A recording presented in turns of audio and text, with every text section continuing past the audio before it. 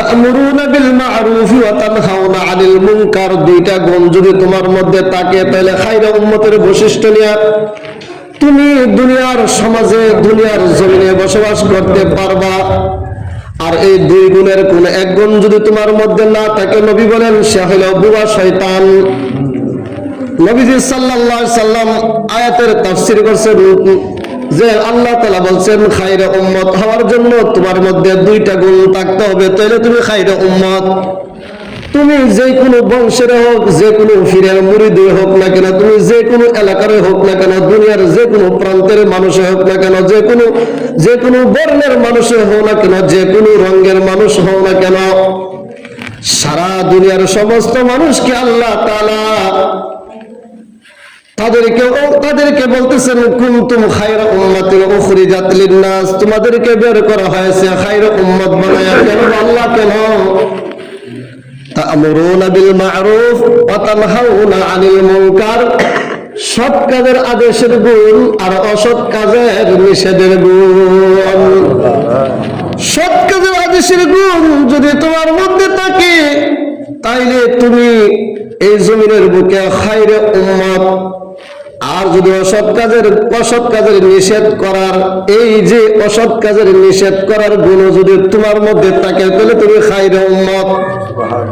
তুমি ইমাম, তুমি সরদার, তুমি মাতাব্বর, তুমি বাবা, তুমি স্বামী, তুমি অভিভাবক, তুমি ভাই, তুমি চাচা, তুমি মুরব্বী, তুমি যদি তোমার অধীনস্থ মানুষদেরকে গুনাহ থেকে না বাঁচাও, ইয়া আইয়ুহাল্লাযীনা আমানু কু আনফুসাকুম ওয়া আহলিকুম নারা, হে ঈমানদার মুমিন বান্দা বান্দিরা, জাহান্নাম থেকে, নিজের জাহান্নাম থেকে বাঁচাও, আহাল পরিবার পরিজনদেরকে জাহান্নাম থেকে বাঁচাও।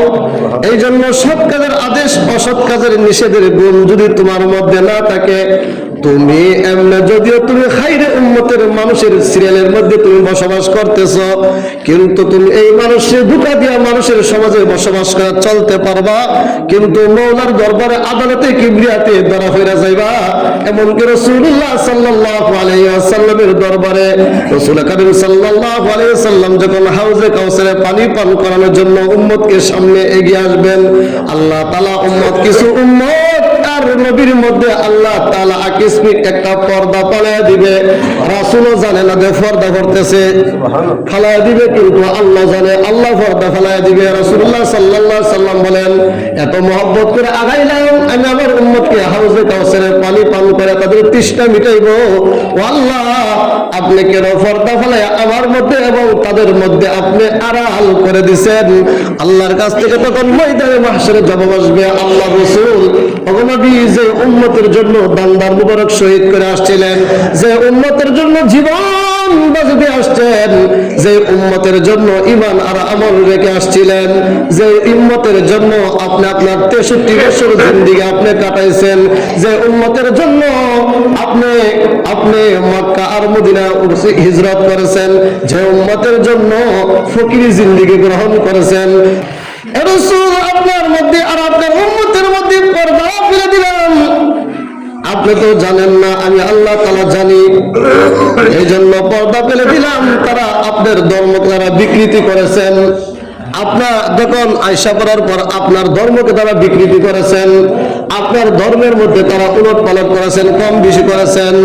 অথচ আল্লাহ তাআলা কোরআনের আয়াত নাযিল করে শেষ জামানা নবী মুহাম্মদুর রাসূলুল্লাহ সাল্লাল্লাহু আলাইহি ওয়াসাল্লাম রে বলে দিয়েছেন, ইন্নাদ দীনা ইনদাল্লাহিল ইসলাম, আমার মনোনীত ধর্ম একমাত্র ইসলাম। ওয়ামাইয়াবতাগি গায়রাল ইসলামি দীনান ফালা ইউকবালা মিনহু, এই ধর্ম অবলম্বন করা ব্যতীত কিয়ামত পর্যন্ত অন্য কোন ধর্মের যদি অনুকরণ করো, আমি আল্লাহ তাআলার কাছে কখনো নাজাত পাইবা না। আপনার ধর্মের মধ্যে আপনার রেখে যাওয়া ধর্মের মধ্যে তারা উলটপালট করেছে, কম বেশি করেছেন, এই জন্য পর্দা ফেলে দিয়েছে। রাসূলুল্লাহ সাল্লাল্লাহু আলাইহি সাল্লাম ওই পর্দা ওই ভাস থেকে বলবেন, সুহকান সুহকান লিমান গায়্যারা বা'দি, দূর